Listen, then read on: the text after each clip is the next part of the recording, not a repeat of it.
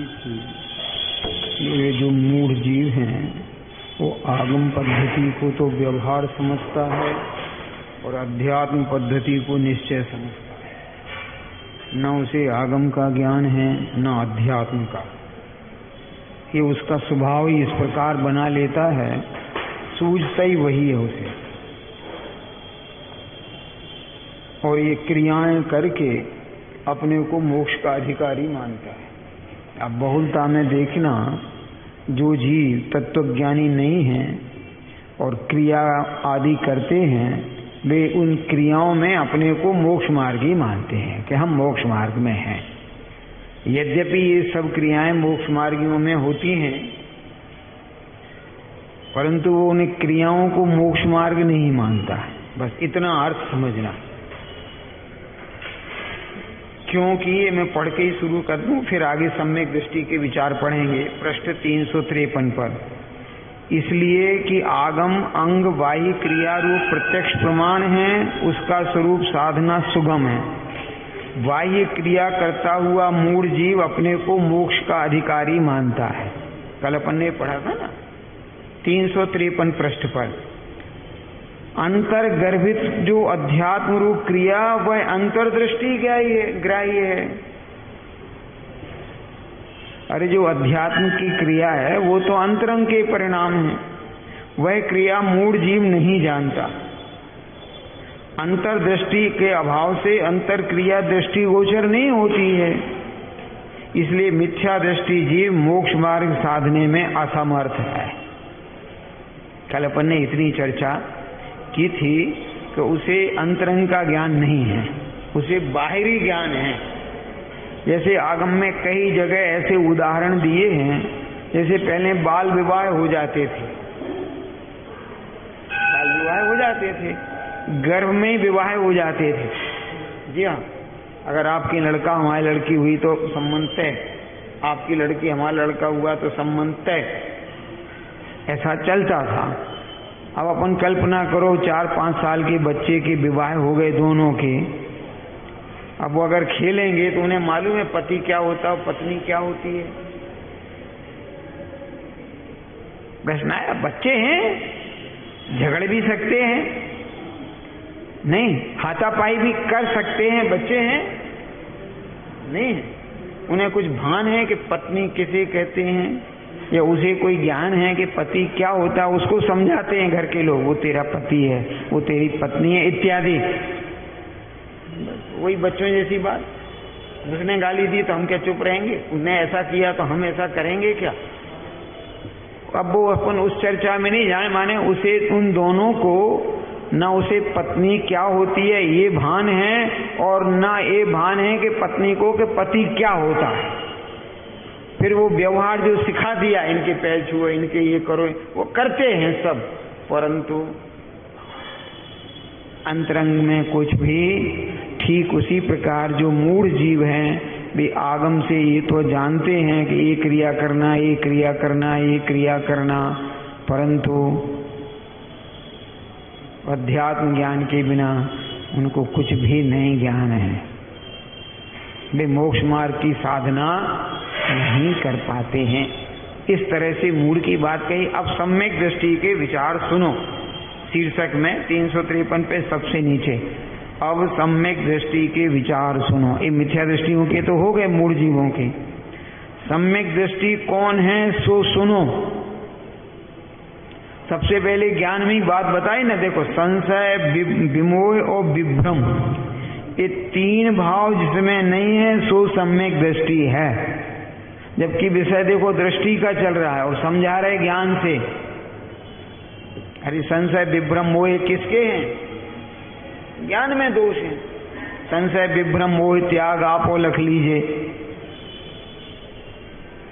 श्रद्धा में तो अन्यथा की बात है, तो ज्ञान से कह रहे संशय विमोह विभ्रम क्या है। हम इनका खुलासा करते हैं, उसका स्वरूप दृष्टांत द्वारा दिखलाते हैं। सो सुनो। जैसे 4 पुरुष किसी एक स्थान में खड़े थे, उन चारों के पास आकर किसी और पुरुष ने एक सीप का टुकड़ा दिखाया और प्रत्येक से प्रश्न किया कि ये क्या है। सीप है या चांदी। अब समझ गए ना सीप? हाँ, पुराने जमाने में सीप से वो छिलनी बनाते थे। सीप को बीच में से घिस देते थे और कैरी छीलने को इसको क्या, हाँ, और वो बिल्कुल चांदी जैसी दिखती है। तो उसने पूछा है सीप है कि चांदी? तो प्रथम एक संशयवान पुरुष बोला। संशय माने क्या? कुछ सुध नहीं पड़ती कि सीप है या चांदी, हम नहीं जानते। अरे सीप है कि चांदी हम नहीं जानते। मेरी दृष्टि में इसका निर्धार नहीं होता, माने हम पक्का कुछ नहीं कर पा रहे। एक कौन है? संशय वाला। ये हो गया, विमोह वाले को सुनो। दूसरा विमोहवान पुरुष बोला, मुझे कुछ समझ नहीं है कि तुम सीप किसे कहते हो और चांदी किसे कहते हो। सीप क्या होती है, चांदी क्या होती है, मुझे तो बताओ पहले, तब मैं बताऊंगा। हाँ, एक को तो सुध नहीं पड़ रही कि चांदी है कि सीप है। एक कह रहा है पहले ये तो बताओ सीप क्या है और चांदी क्या है। ज्ञान ही नहीं है ना। मेरी दृष्टि में कुछ नहीं आता, इसलिए हम नहीं जानते कि तू क्या कहता है। तो पूछे ही क्या रहे हो? अथवा चुप रहता है विमोह में, या फिर चुप रहता है, कुछ नहीं बोलता है। बोलता नहीं, गहन रूप से। विभ्रम वाला पुरुष भी बोला कि यह तो प्रत्यक्ष चांदी है, इसे सीप कौन कहेगा, ये तो चांदी है। मेरी दृष्टि में तो चांदी सूझती है, इसलिए सर्वथा प्रकार ये चांदी है। देखो प्रत्यक्ष प्रमाण बताता हूं। ये चांदी लगी है कि वो कोई दूसरी धातु है? अरे ये जो लगी ना अपनी, अरे चांदी जैसी चमकती कि नहीं, तो चांदी है कि कोई दूसरी धातु है? तो जो गांव वाला कोई बेचारा जो जानता ही नहीं है, वो कुछ निर्धार नहीं कर सकता है कि चांदी के, जैसे वो गेटों पे लगे ना, अब चांदी है कि, अरे अभी आपके पूजा के बर्तन आ रहे कि नहीं, अब वो क्या धातु है मुझे भी नहीं, देखो क्या है। हाँ, तो हमको ये समझ में नहीं आता कि चांदी की थालियां हैं कि किसी, हम नहीं कर पाते निर्णय। कुछ न्याय समझ गए नहीं? दूसरा कहता है कि हम तो यही नहीं जानते चांदी क्या है और ये धातु क्या है, हम नहीं जानते इसमें। या फिर मौन रहता है कि हम कुछ नहीं बता सकते है। और तीसरा कहता है चांदी ही तो है, देख लो ना।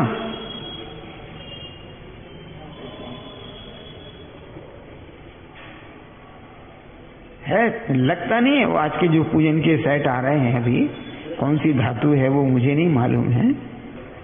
हाँ, तो हमसे तो कोई उनको चांदी कह देगा तो हम मान लेंगे कि हाँ चांदी के होंगे, तुमको नहीं चांदी के नहीं है तो वो मान लेंगे, हमें क्या है। तो ये तो यही नहीं समझता है कि आगम क्या है, अध्यात्म क्या है। प्रश्न आया समझ में नहीं, हमको कुछ सूझ नहीं पड़ती है।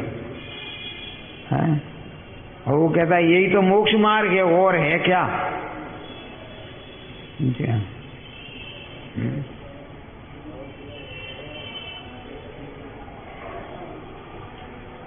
प्रश्न आया समझ में नहीं। लोग आज तक देख लेना आप, स्वाध्याय करने वालों को कोई धर्मात्मा नहीं कहेगा, और पूजा और उपास करने वालों को सारा जगत धर्मात्मा कहेगा।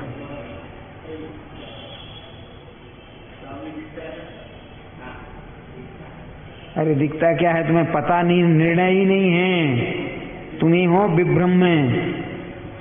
देखो इसका अर्थ ये नहीं करना कि उसे पूजा नहीं करना, ये ऐसा गलत अर्थ में नहीं लगा ना। कुछ तर्क समझ रहे ना कि पूजा नहीं करता, ये नहीं, ये तो अपन वो आवश्यक में अगर बात करेंगे तो कहेंगे सबसे पहले देव पूजा, फिर गुरु की उपासना, उसके बाद स्वाध्याय का क्रम है। छठ आवश्यक में।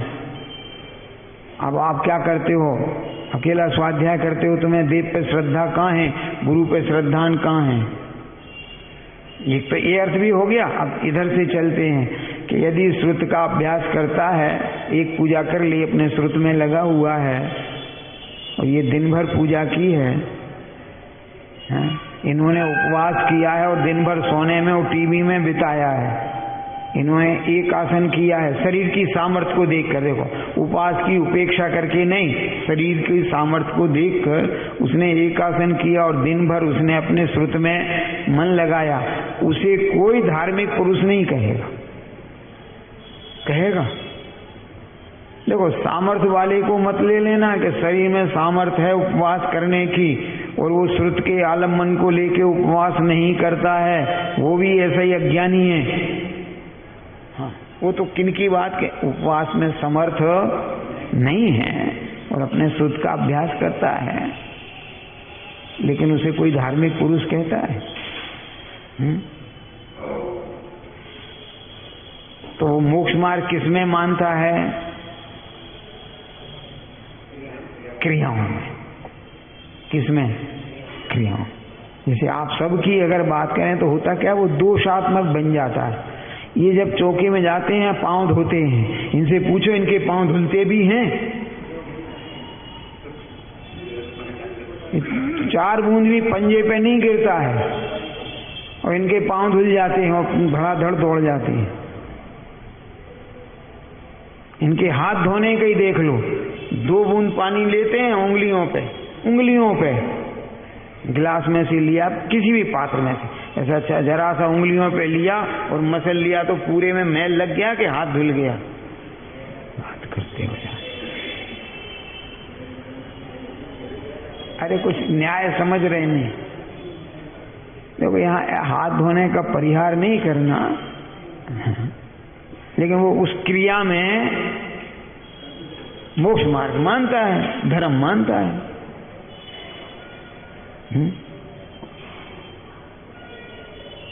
अरे बस मैं तत्काल के मसाले खाता हूँ। इनका ये सवेरे से रोटी बनाने वाले सड़क पे तत्काल का ही मसाला खाते हैं, उसी समय पीसते मिलाया खाया और छुट्टी पाई। और तुम तो फिर भी कल की चिंता रखते हुए, तो कल की चिंता नहीं है उनको। हाँ, परिग्रह भी नहीं परिग्रह नहीं रखते, है ही नहीं उनके पास। हाँ, देखो, इसका अर्थ ये नहीं कि वे धर्मात्मा हो गए, नहीं, इसका अर्थ वे धर्मात्मा हो गए ऐसा अर्थ नहीं है। हाँ, नहीं, ऐसे भी जीव मिल जाएंगे, मुनिराज के साथ रहते हैं, सारी व्यवस्था में अपना सहयोग करते हैं, शुभ भाव अशुभ नहीं, परंतु जीवन में कुछ नहीं। अगर चाय यहाँ नहीं मिली तो बाजार में भी पी आएंगे। तो किसी की घटना नहीं, जीवों के परिणति की बात। अरे नहीं मिली, मान लो खत्म हो गई, अथवा यहाँ से बिहार हो रहा है, कहीं रास्ते में व्यवस्था नहीं है और उन्हें आदत है, तो उनको ये कुछ नहीं है, बाजार में भी पी लेंगे, बाजार में भी नाश्ता कर लेंगे और शोध में भी। अरे बनाते वही है ना। और जब संघ में नहीं है, घर पे हैं, तो पता नहीं घर में जो क्या खाते होंगे वो भी सब खा लें।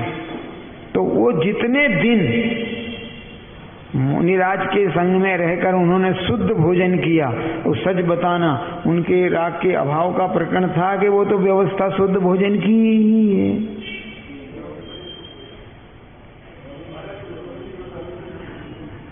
अरे कुछ तर्क समझे नहीं हैं? ध्यानपूर्वक कुछ नहीं है। पंडित जी को शुद्ध भोजन बनना ही है और पंडित जी के साथ एक सज्जन और हैं, दोनों को एक साथ भोजन कराया। वो जो साथ में है, जिसे नियम नहीं है इत्यादि, उसने शुद्ध भोजन किया है। आप समझ में आ क्यों? यदि उसे दूसरी जगह भेज दो कि भैया तुम वहां चले जाओ, तो वो वहां चला जाएगा, कुछ नहीं। जैसे आप लोग भी तो करते हो कि नहीं करते हो? शादी विवाह में बच्चे लोग, पत्नी तो हमारी सब खाती है, देखो, तो तुम वहां चले जाओ, हम यहां चले जाते हैं। अरे ऐसा होता कि नहीं होता है?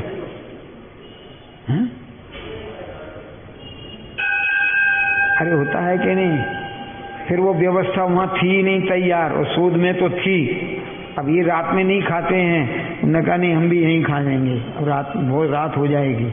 अब इन्होंने खाया, तो रात्रि भोजन वाला परिणाम त्याग का परिणाम तो है, शुद्ध का परिणाम है नहीं। रात्रि में नहीं सेवन करना ये वाला शुभ भाव तो है, तो शुद्ध भोजन करना ये शुभ भाव है क्या?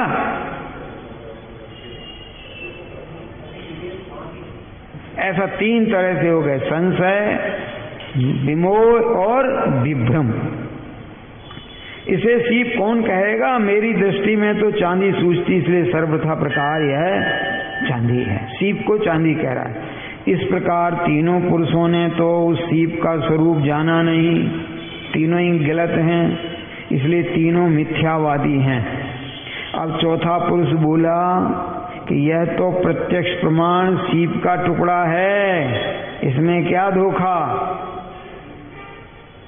ये क्या है? सीप का टुकड़ा है, इसमें धोखा काहे का?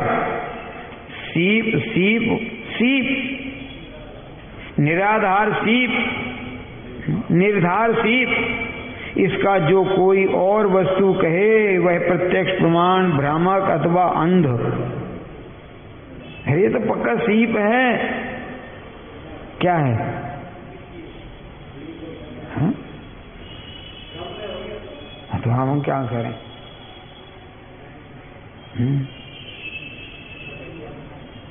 नहीं,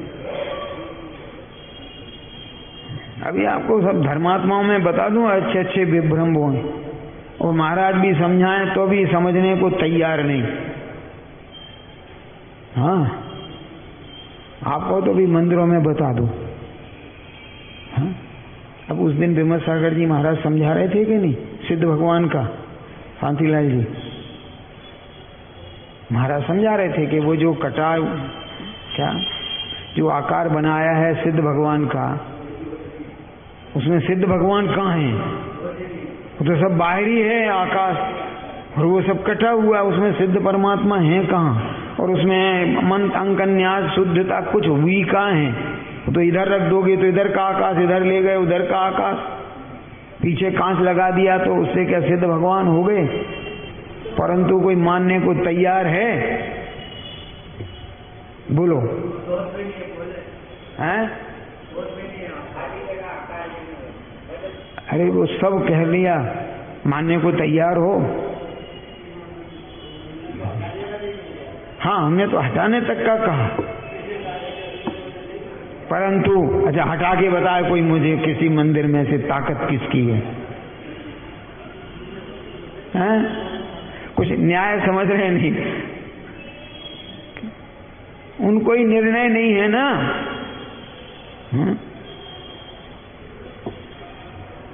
जैसे फूलचंद जी साहब कहते थे कि नहीं, कि तुम छोड़ दो इनको मानना, कि साहब ये हमारा अनर्थ करेंगे, तो उनसे कह देना कि पंडित फूलचंद से जाके बोलो, उसके कहने से मैंने हटाए हैं। वो कह देगा मैं कल पूजने लगूं, मुझे क्या तकलीफ है? देखें कौन से देवता आ रहे तुम्हारे घर पे।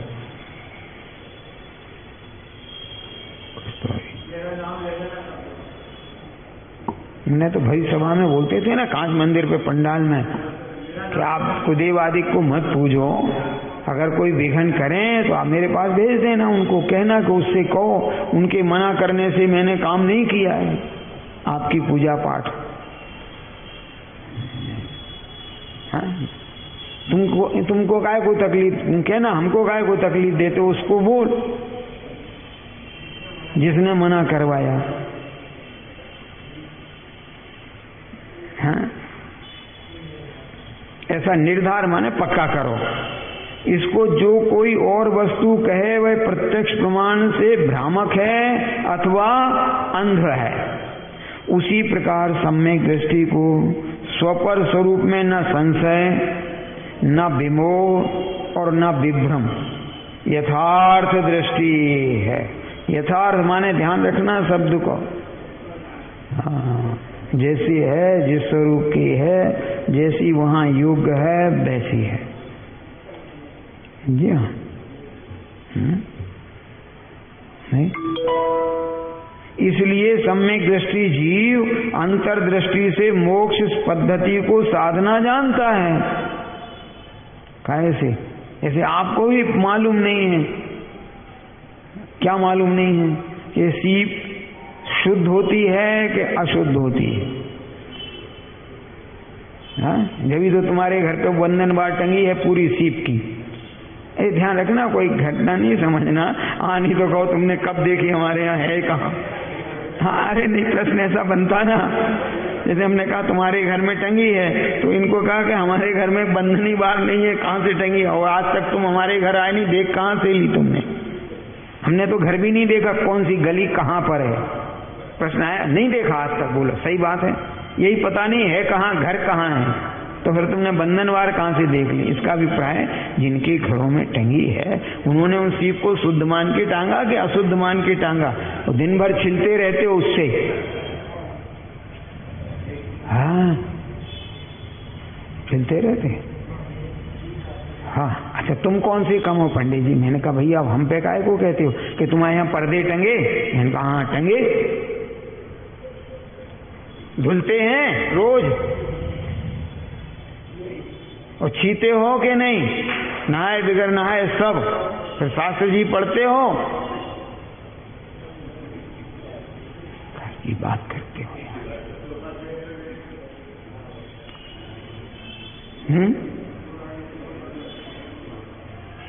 देखो बहुत होता क्या है, अपन अपनी आलोचना करो तो सहन नहीं होती है, और किसी दूसरे पक्ष की, दूसरे धर्म की, इतर की आप करो, मजा आता, उसमें खोद खोद के पूछते हो। है सही, सब एक किसी नहीं, सबकी परिणति ऐसी है। और अपना दोष आ जाए तो हाँ, मीन में एक मत निकालो, चुपचाप रहो। है? अरे ऐसे ही है कि नहीं है? बोलो। हाँ हाँ, देखो कितनी अच्छी बात थी। अपना अभिप्राय शुद्ध होना चाहिए, बातों में क्या रखा? हाँ, तो तुम तुम्हारे शुद्धि करके आना, कहना हमारा अभिप्राय तो शुद्ध का है, हाथ धोने से क्या मतलब है?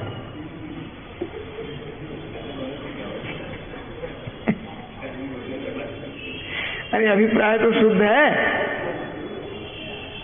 कि नहीं है? कुछ तर्क आ रहा है समझ में? नहीं। अरे अभिप्राय भी शुद्ध हो और अभिप्राय के अनुसार प्रवृत्ति भी शुद्ध होना चाहिए। प्रवृत्ति शुद्ध होगी तो अभिप्राय शुद्ध कहलाएगा। अभिप्राय शुद्ध होगा तो प्रवृत्ति में शुद्धि होगी। अब देखो मैं उत्कृष्ट प्रमाण बताता हूं। अभिप्राय में इंद्रिय विषय की वांछा थी, किनको? दोनों भाइयों को। देखा, अब नाम तुम्हें पता है, हैं? है याद?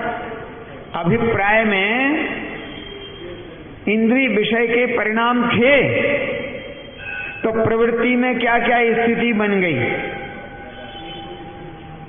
है? फिर अभिप्राय बदला कि तो बहन है, तो बहन है इससे क्या संबंध है? कि उसके अभिप्राय में क्या कि बहन भोग्य नहीं होती है, बहन तो पूज्य होती है, धिक्कार मेरे परिणामों को। अब वो तो जो आए होंगे, और महाव्रत मुनि बन गए, दोनों भाई बन गए। तो अभिप्राय के अनुसार प्रवृत्ति थी कि, तो देखो शुद्ध अभिप्राय था तो शुद्ध प्रवृत्ति देखने को मिली, अशुद्ध अभिप्राय था तो अशुद्ध प्रवृत्ति देखने को मिली। इसलिए जो ये समझे कि अभिप्राय शुद्ध होना चाहिए प्रवृत्ति से, क्या वो कहीं ना कहीं, हाँ कहीं ना कहीं अन्यथा ज्ञान में ही है बहुत।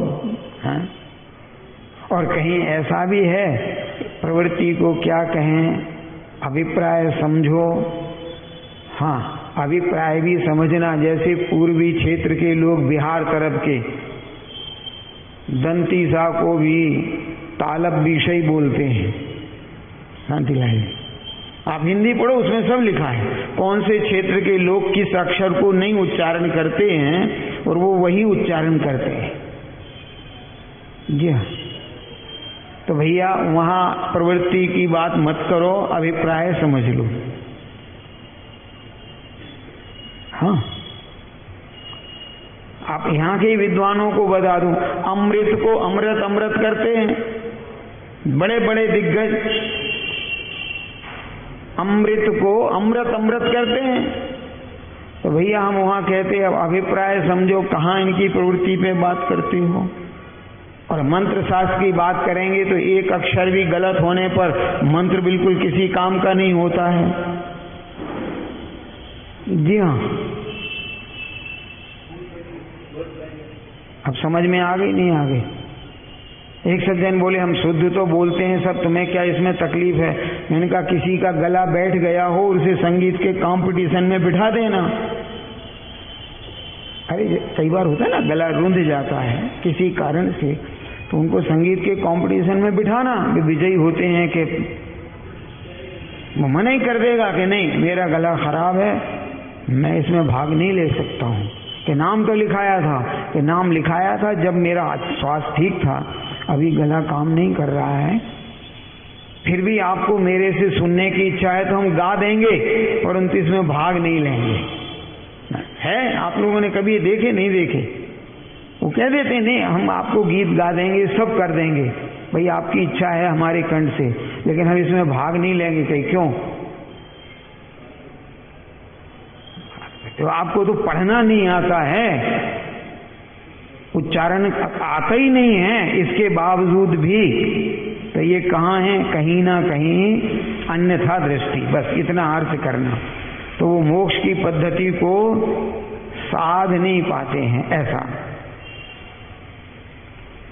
उसी प्रकार सम्यक दृष्टि को स्वस्वरूप में न संशय न विमोह न विभ्रम यथार्थ दृष्टि है। इसलिए सम्यक दृष्टि जीव अंतर्दृष्टि से मोक्ष पद्धति को साधना जानता है।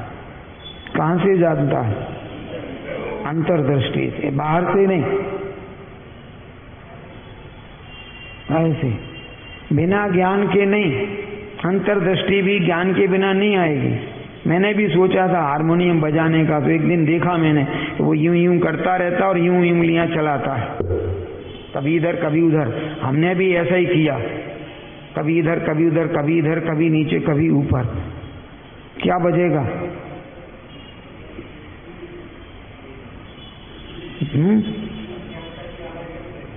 अब प्रश्न आया समझ में नहीं?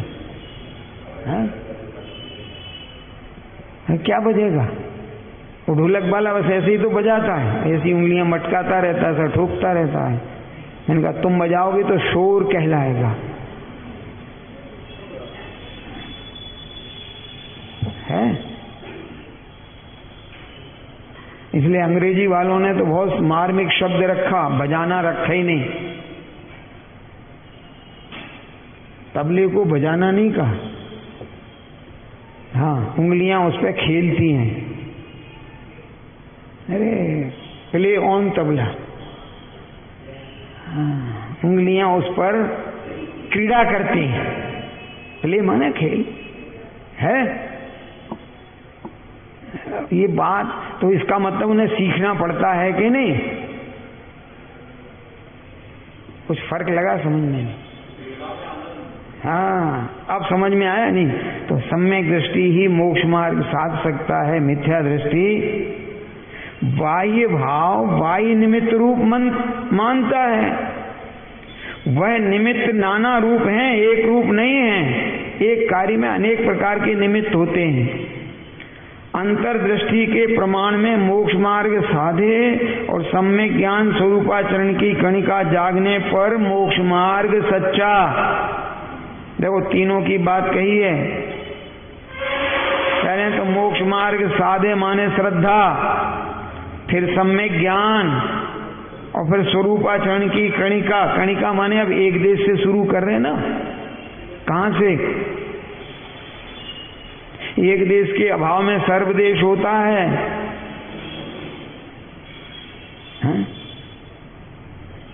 कुछ फर्क सुनाई? एक देश के अभाव में सर्वदेश होता है, एक देश बढ़ते बढ़ते सर्वदेश नहीं होता है।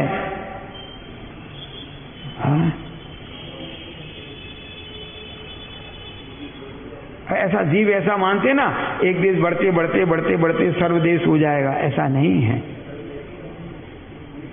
और ऐसा भी है कि एक देश की जितना विकास हो जाएगा, पूर्ण विकास होगा तो सर्वदेश कहलाएगा, पर एक देश के अभाव में सर्वदेश होगा, है? अरे कुछ फर्क लगा? समझ में नहीं। अरे क्रिया में उघाड़ दिखता है, दृष्टि में नहीं। किसमें उघाड़ दिखता है? दृष्टि में नहीं, क्रिया में। ये मैंने आपको उदाहरण दिया था। मैं हमेशा नहीं 1974 से इस गाथा को समझाता हूँ। प्रवचन समय सार की 320वीं गाथा, दिट्ठी जही गुणानम। अभी आपसे कहा था ना, आंख उतनी रहती है, घटती बढ़ती नहीं है। कि साहब छोटे बच्चे की आंख बड़ों की तो बड़ी हो जाती है, ये तो खुलती चली जाती है, आंख नहीं बढ़ जाती है, रेटिना उतना ही रहता है। कुछ आया समझ में नहीं? ये खुलता चला जाता है क्षेत्र, तो बड़ी बड़ी दिखती जाती है। अरे ये जो अपनी आंख खुलती चली जाती है, आंख थोड़ी बड़ी हो गई। रेटिना तो उतना ही का उतना है, आंख का साइज तो वही का वही है। सारे अवयव बढ़ते हैं शरीर के यथा योग्य। हाँ, ऐसा नहीं कि सब बड़े, हाइट इतनी बढ़ जाती है तो क्या उंगलियां भी इतनी बड़ी हो जाती हैं क्या? आंख नाक कान सभी ले लो, अपने अपने क्षेत्र के हिसाब से होता है? तो स्वरूपाचरण की कणिका, कणिका माने आंशिकता। क्या चीज? आंशिकता। इसलिए अब आप कहोगे अभाव से कैसे कहोगे? अच्छा, ये जो वैक्सीन बनना शुरू हुई थी, अरे हुई थी कि नहीं? तो वैक्सीन की खोज कब से कम होती गई ये बताओ। वैक्सीन जब निकल के आई तो खोज जारी है कि खत्म हो गई खोज? अरे कुछ फर्क समझ में आया नहीं आया? भाई खोजना कब शुरू किया? जब रोग आया तो खोज प्रारंभ, बढ़ती गई खोज के घटती गई। अरे वैक्सीन की खोज प्रत्यक्ष प्रमाण है, इसलिए समझा रहा हूं। खोज बढ़ती गई कि नहीं बढ़ती गई? बढ़ती गई। कितनी बढ़ती गई? और जब निकल आई तैयार होकर, अब खोज कितनी बढ़ गई कि खोज खत्म हो गई? अरे निकल आई ना, तब खोज खत्म हो गई कि बढ़ती जा रही है अभी? ऐसा सब जगह घटा लेना। हाँ, ज्ञान पहले मति श्रुत ज्ञान था। अरे अपने को कौन सा ज्ञान था? मति ज्ञान और श्रुत ज्ञान। ये विकसित हुआ और मोक्ष मार्ग की खोज बढ़ती चली गई। बढ़ती गई कि नहीं? और मोक्ष में आ गए तो खोज खत्म होने पर मोक्ष हुआ कि खोज बढ़ने से हुआ है? और अपन ने, आपको याद है ना, मार्गा का अर्थ राजवार्तिक और सर्वार सिद्धिकार ने अन्वेषण लिखा है। ये तो खोज खोज हम करते रहते हैं हिंदी में, जबकि शब्द तो मार्गा माने अन्वेषण। अब उसको कैसे समझाएं? तो बोले खोज करना। तो अन्वेषण में जब कार्य हो जाए तो अन्वेषण समाप्त हो जाता है कि नहीं? ये समझते ही नहीं जी। ऐसा मोक्ष मार्ग को साधना, यह व्यवहार शुद्ध द्रव्य क्रिया रूप सो निश्चय है। शुद्ध द्रव्य अक्रिया रूप सो निश्चय है। यानी जितना काम करोगे वो सब व्यवहार, और नहीं करोगे उसका नाम निश्चय। और ये जीव अभी भी क्रिया में ही मानता है। इस प्रकार निश्चय व्यवहार का स्वरूप सम्यक दृष्टि जानता है। इसलिए निष्क्रिय स्वरूप में निमग्न रहना, उसका नाम मोक्ष मार्ग है। अरे जितने मोक्ष गए वे कुछ करते करते गए कि सब काम करना बंद करके गए हैं? मैंने आनंद भगवान से ही पूछा, तीर्थंकर परमात्मा से, कि भगवान आप तो मोक्ष गए, मोक्ष का मार्ग दिखाया, लेकिन जब आप मोक्ष गए थे तो कुछ कर रहे थे कि सब बंद कर दिया था? अरे उनकी भी दिव्य ध्वनि खिरना, अरे नहीं पढ़ा? योग निरोध माने योगों से सारे कार्य निरोध, उत्पन्न ही नहीं हुआ कोई कार्य, तब मोक्ष मिला।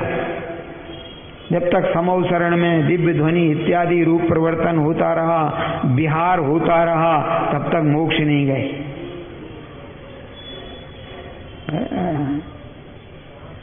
और ये जीव काय में मानता है?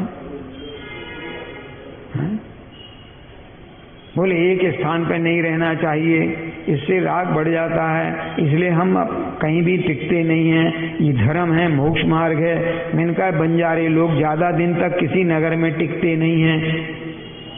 कि बंजारी कहते ना, वो जो लोहार वहार वो जो सामान बेचते फिरते, वो अपने जंगल में वहीं अपने ठोका पीटी करके बेचा, और जब देखा भी यहाँ नहीं तो अपने दूसरी जगह तीसरी जगह है, तो वो मोक्ष मार्गी हो गए। परंतु मोक्ष मार्गी स्थान पर राग विशेष नहीं होने से अधिक समय तक टिकते नहीं, रहते नहीं वहां। कि अधिक समय रहेंगे तो राग आए बिना नहीं रहेगा। हाँ? देखो आप कहो तो मुझे अभी द्वेष पैदा करा दो, मैं अभी रोज आके बैठ जाता हूं, कल ये चटाई मत लगाना।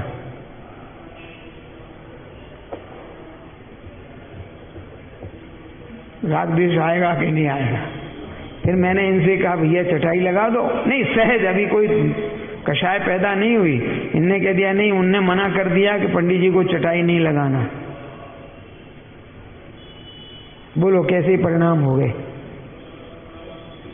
हाँ? और आते हैं, कहीं बाहर भी गए, प्रवचन कराना था, वहां चटाई भी नहीं थी तो बैठ जाएंगे सहज के नहीं? हरी मन नहीं थी तो सहज बैठेंगे कि नहीं? हाँ? नहीं। आपको तो अभी प्रत्यक्ष बताता हूं, अपन बस लेके चलते हैं यहां से शिखर जी तक, और रास्ते में जहां भोजन की व्यवस्था करेंगे वहां 1 घंटे प्रवचन रखेंगे। अरे भाई जब तक भोजन बनेगा तब तक सब लोग क्या करेंगे? अब वहां जंगल में क्या बिछा दें? बोलो, अरे क्या वहां क्या व्यवस्था है? कुछ भी नहीं है ना। तो जहां अनुकूलता जैसी होगी उसमें राग द्वेष होगा? नहीं होगा। फिर ये माँ साहब तो कुर्सी पे बैठती और हम नीचे बैठ के सुना रहे, अब तो राग द्वेष होगा कि नहीं होगा? क्यों? कि पता है इनके घुटने मुड़ते नहीं हैं, ये जमीन पे बैठ सकते नहीं हैं, राग द्वेष होगा? नहीं होगा ना। पर ये बैठ सकते हैं नीचे, लेकिन क्या करें, मालिक तो यही है ना, यात्रा के ले जाने वाले, सारी व्यवस्था तो इनके हाथ में। तो देखो ये कुर्सी पे बैठ, हम नीचे बैठेंगे, चुपचाप बैठ जरूर गए। नहीं प्रश्न आया समझ में? नहीं आया? नहीं बैठ गए, कुछ बोला नहीं, लेकिन अंदर में अब समझ में आ गया नहीं आया? देखो, इसलिए निष्क्रिय स्वरूप में इस प्रकार निश्चय का और व्यवहार का स्वरूप कौन जानता है? और मूढ़ जीव न जानता, नहीं जानता है, न जानता है न मानता है। मूढ़ जीव बंद पद्धति को ही साध कर मोक्ष कहता है। बंद की पद्धति माने क्रिया रूप परिवर्तन करने से ही मोक्ष कहता है। किससे? हाँ? क्या फिर?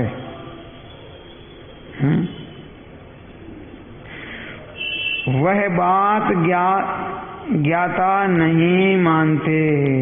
जो ज्ञाता हैं वे मूढ़ जीवों की बात को नहीं मानते। कौन मानेगा?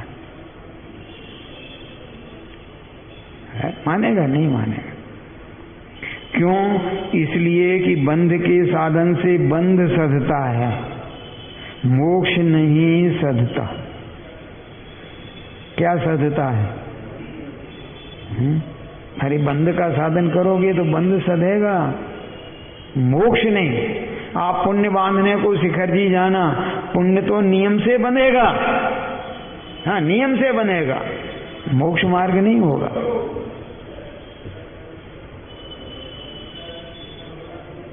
समय शिखर की यात्रा करने से स्वर्ग मिलेगा, मिलेगा, मोक्ष नहीं मिलेगा। क्यों नहीं? क्यों कि तुम गए इसीलिए थे, गए थे कि नहीं? जैसे कुछ सज्जन आते हैं, कब? जब हम शास्त्र जी समापन करते हैं तब वे आके वहां से यहाँ बैठते हैं, नहीं आते। मैंने कहा भैया आप क्या, आप तो हम तो मंगलाचरण के, आप तो समापन हो गया। वो आते इसलिए कि मैं आया हूं।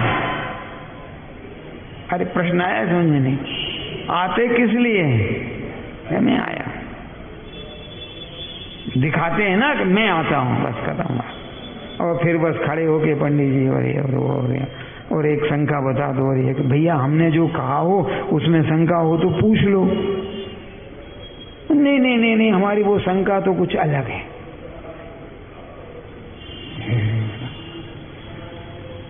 नहीं है? अरे कुछ तर्क आया समझ में नहीं। अरे भाई हमने जो समझाया उसमें है तो पूछ लो हमको, और वो भी हमको ज्ञात होगी तो हम बता देंगे, नहीं होगी तो पूछ के बताएंगे। अरे किसी हम अपने विशेष विद्वान से पूछेंगे तब बता देंगे, या आपके ज्ञान में कभी आ जाए तो आप हमें बता देना। आज तक है? नहीं है तो बहुत बातें हैं। देखो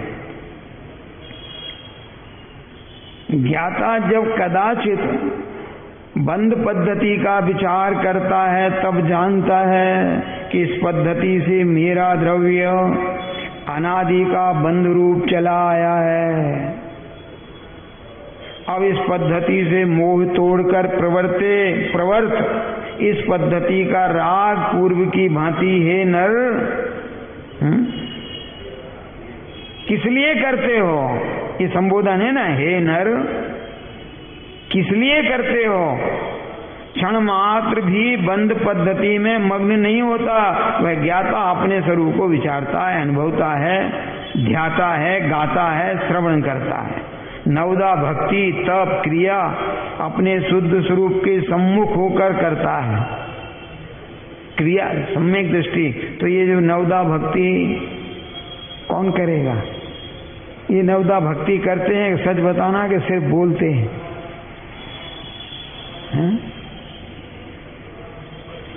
तो किसी के हम परिणाम नहीं बता सकते, लेकिन मूड की पहचान बता रहे हैं। इनने चौका लगाया, मैंने लगाया, आचार्य महाराज आए, हमने पड़गाहन किया। नवदा भक्ति की कितना उल्लास था। अरे हे स्वामीनाथ, जो जो बोला आपने, कितनी भक्ति थी। अरे ठीक है, नहीं पहले ये तो बता दो, मुनिराज ने तुम्हारी तरफ देखा ही नहीं, आचार्य महाराज ने सीधे निकल गए। बोलो तुम्हारे हृदय में क्या भाव आया? बोलो। उत्साह के अब अनुत्साह एकदम से गिर गए। दूसरे महाराज आ रहे, अब बोल तो रहे हो, परंतु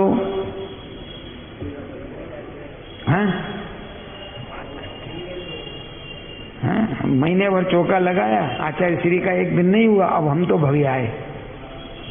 मतलब नहीं, एक 30 दिन आहार देकर, जबकि कोई ना कोई मुनिराज का इनके यहाँ आहार हुआ ही है। समझ, कोई घटना नहीं सुना रहा हूं, नहीं तो समझो किसकी कह रहे। हाँ, किसी की घटना नहीं सुना रहा हूं, परंतु मैं क्या कह रहा हूं? वो आचार्य महाराज का नहीं, फिर देखेंगे, फिर आएंगे। नहीं, भक्ति तो है, हाँ तभी तो वो सोच रहा है ना हम फिर आएंगे। परंतु तुमने 30 दिन जो अन्न मुनिराज को आहार दिया है, उसमें तुमको कहाँ भक्ति आ रही? और वो कहता है कि मुनिराज का मेरे यहाँ हो, आचार्य महाराज का किसी के यहाँ हो, आहार निर्विघ्न हो जाए। देखो दोनों में अंतर है कि नहीं? अरे किसी के यहाँ हो जाए, पर महाराज का आहार तो अपनी अपनी। देखो आप अपने परिणाम जांच सकते हो, मैं किसी और का नहीं जांच सकता हूं। आप जान सकते हो ऐसा। क्षण मात्र भी बंध पद्धति में मग्न नहीं होता, वह ज्ञाता अपने स्वरूप को विचारता है। पहले तो विचारना, फिर अनुभव करना, फिर ध्याता, उसका ध्यान करना है? इसके बाद गाता है, श्रवण करता है, नवदा भक्ति करता है, तप करता है, इत्यादि क्रियाएं अपने शुद्ध स्वरूप के सम्मुख होकर करता है।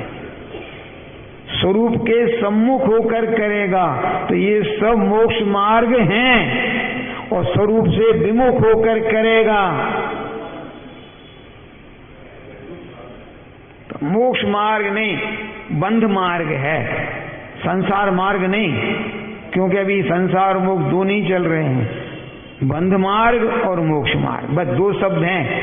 तो विपरीतता में वही शब्द आएगा कि संसार शब्द आ जाएगा। हर एक अबंध का मार्ग, एक मोक्ष मार्ग अबंध स्वरूप है और पुण्य बंध स्वरूप है। तो ये मोक्ष मार्ग नहीं है, अबंध स्वरूप नहीं है, बल्कि बंध स्वरूप है। अब ये बात है कि बंधन का फल क्या होगा? हाँ? इंद्रियों के विषय भोग, और इंद्रियों की किंचित भी रुचि हुई, हाँ, पूर्व का स्मरण भी आया, जी हाँ, तो बिना सेवन किए भी सेवन के भाव हो जाते हैं। जी हाँ, पूर्वगतानु स्मरण, हाँ? जो मुनिराज का आता ना, खेतों की काचरी को देखकर इतना सा विकल्प बना था कि हम भी बचपन में एक काचरी समझ रहे हो नहीं, छोटे छोटे आते हैं, हाँ, हम भी बहुत खाते थे। बस फल क्या निकला और उसी समय आयु का बंद। हालांकि इतने से नहीं हुआ है, हाँ, अकेले काचरे के स्मरण से नहीं हो गया, वो तो बहुत सारे त्रेंच आयु के आश्रव के कारण और वो सब चाहिए।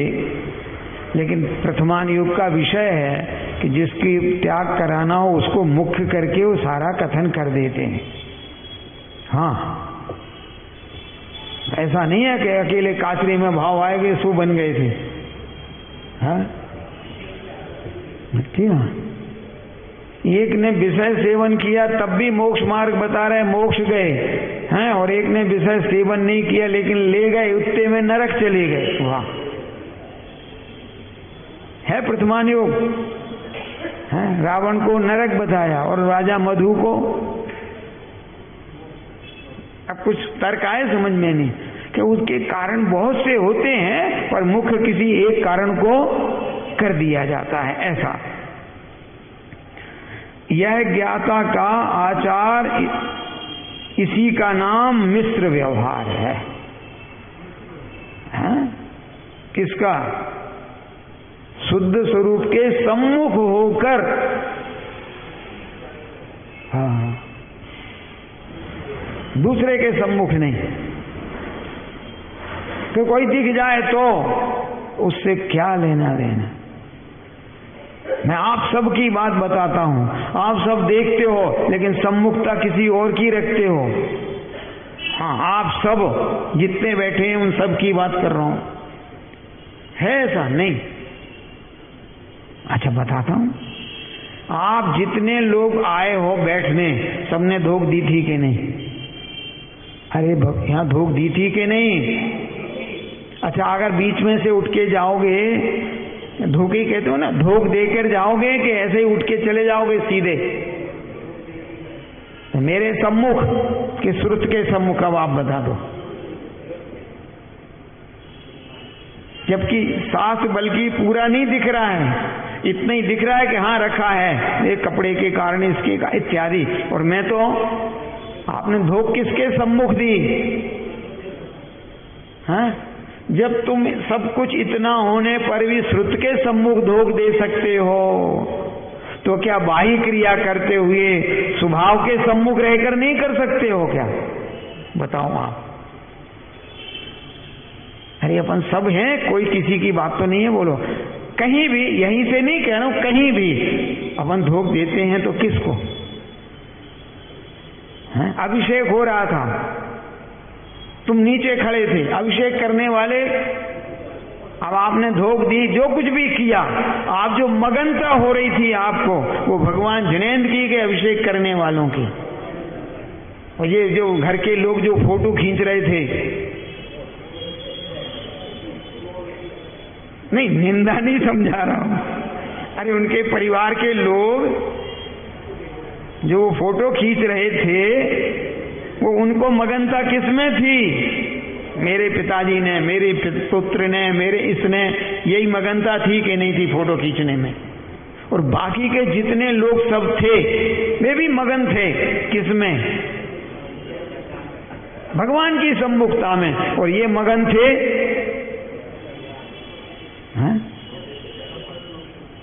अब समझ में आ गया? बस ये समझ लो ऐसे ही। आप स्वभाव की सम्मुखता से ज्ञानी करता है, मूढ़ जीव नहीं कर पाता है। इसी का नाम क्या है? सम्मुखता के साथ करना, इसी का नाम मिश्र व्यवहार है। कौन सा व्यवहार? अब गे उपादेय रूप ज्ञाता की चाल, उसका विचार लिखते हैं। हे क्या है, गे क्या है, उपादेय क्या है? हाँ, हे ज्ञाता भगवान आत्मा कैसा होता है ये बताते हैं। हे माने त्यागने रूप, जो अपने द्रव्य की अशुद्धता, त्यागने रूप क्या है? हाँ? अपने द्रव्य की, गे क्या है? विचार रूप अन्य पर द्रव्यों का स्वरूप है, षड द्रव्यों का स्वरूप। देखो लिखा षड द्रव्य, हमने पढ़ लिया पर द्रव्य, क्योंकि ये क्या शब्द था?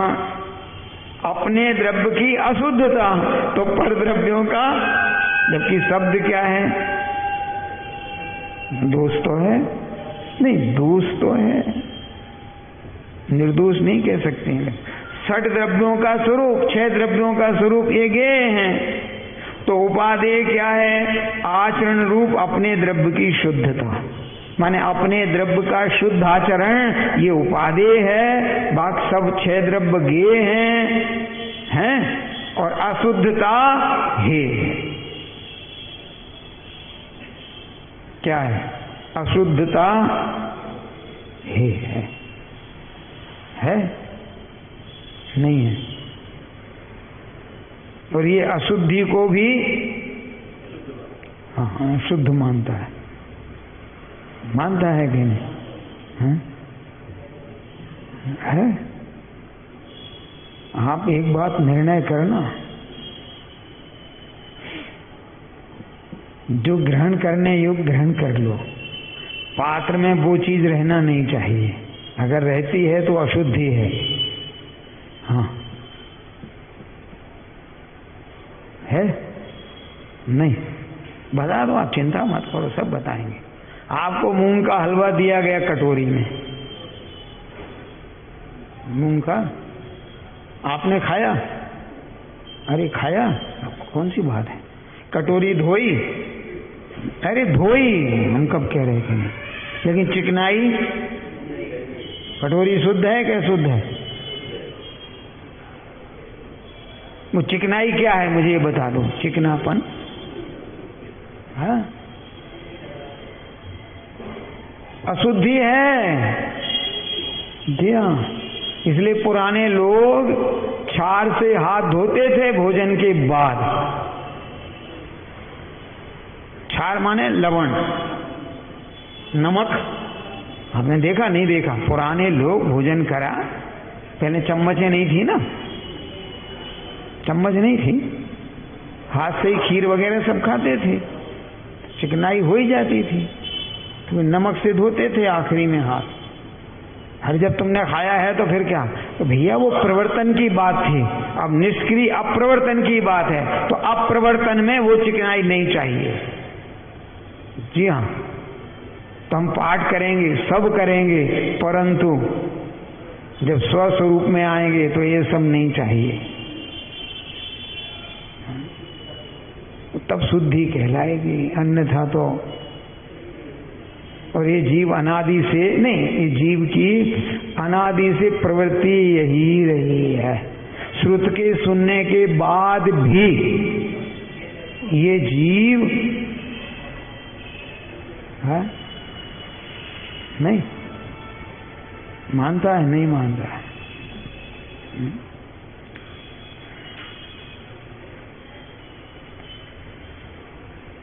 ज्यों ज्यों ज्ञाता की हे गे उपादेय रूप शक्ति वर्धमान हो,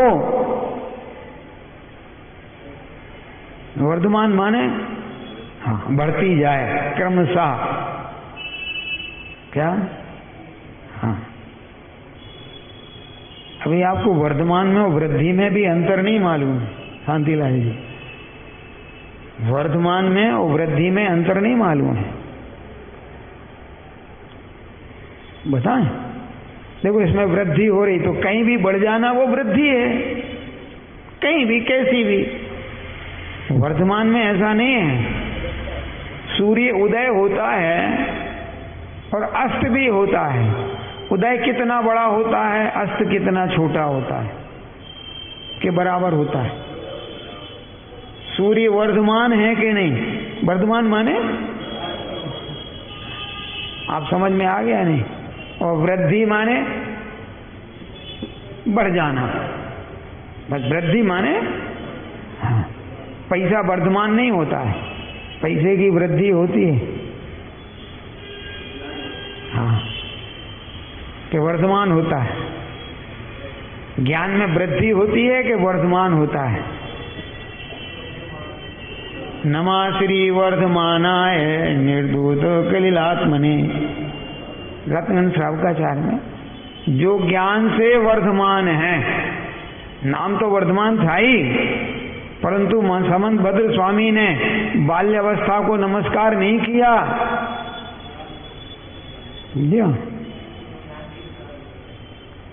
तो एक सज्जन ने हमारे सामने तर्क रखा, ध्यान रखना मेरा कोई उदाहरण घटना नहीं है, कि आप कह रहे हो वर्धमान को नमस्कार नहीं किया है, वो बालक का नाम था।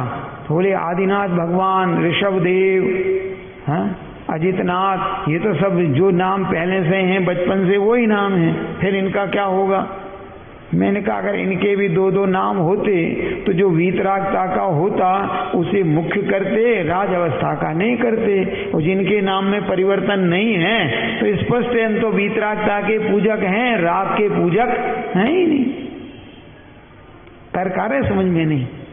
अरे वर्धमान बालक का नाम था, अगर वही वर्धमान ही रहता तो कोई बात ही नहीं थी। अरे सब अजय जितने अन्य नाम है उनमें तो कोई दो दो नाम है ही नहीं, कुछ फर्क आया समझ में नहीं। तो जो ज्ञान आदि से वर्धमान है, हाँ? तो यहां भी यही अर्थ करना, जरा देखो कितना वर्धमान है, त्यों त्यों गुण स्थान की बढ़वारी कही है। अरे आपके हे उपादेय, हे गे उपादेय में वृद्धि वर्धमानता आएगी तो गुण स्थान बढ़ेगा, और ये क्रिया करके कहता हमको गुण स्थान हो गया। पंचम गुण स्थान होगा तो प्रतिमाएं नियम से होंगी ही होंगी, पर ये प्रतिमा लेके अपने को पंचम गुण स्थान वर्ती मानता है। मानता है नहीं मानता है? आपने किन से ली दो प्रतिमाएं बताओ? अरे दो प्रतिमाएं एक पर किससे ली? हाँ? जब तुम प्रतिमा लेते हो तो दूसरे ने कह दिया हमने सम्यक दर्शन इनसे लिया। ये बताओ, हमको इनने सम्यक दर्शन दिया, तुमने व्रत लिया, उनने दर्शन लिया। जब तुम कह सकते हो कि दिया थोड़ी जाता है तो तुम्हें स्वीकार करना होगा, तो फिर ये भी तुम्हें ही स्वीकार करना होगी, दिया थोड़ी जाएगा। और तुम्हारी मान्यता क्या है? तो साहब फिर गलत क्या है? मैंने कहा भैया कोई गलत नहीं है। अब हम समझते हैं कि प्रचलन चल गया है, इनने किस गुरु की साक्षी में ये नियम अंगीकार किए हैं, तो हम मान लेते हैं उनसे ली, माने उनकी साक्षी में। अब 2 शादी होंगी तो उनसे, अब समझ में आया नहीं? इसको कहते भैया भाषा में मत जाओ, अभिप्राय को समझ लो। आया समझ में नहीं? हाँ? ऐसा है देखो। तो प्रथम गुणस्थान की बड़भारी कही है। आगे की बात अपन अब कल करें। गुणस्थान कल ये समापन करके फिर निमित्त उपादान बहुत कठिन विषय है। हाँ, निमित्त उपादान बहुत विवाद और कठिन का विषय है, देखेंगे सरलता से।